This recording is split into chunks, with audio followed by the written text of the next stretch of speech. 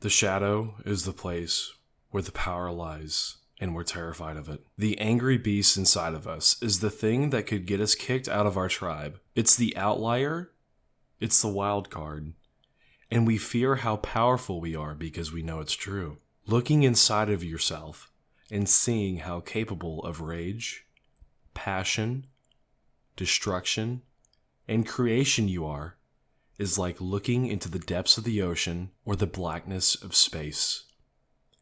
It's unfathomable because it's a constantly shifting force of order and chaos that holds immeasurable power. This is literally the most frightening thing that exists. The truth is, if you look inside of yourself and accept it, face the world, and carefully practice letting that power flow through your work, into your life, and most importantly, into this sport, then you will be the stuff that kings are made of.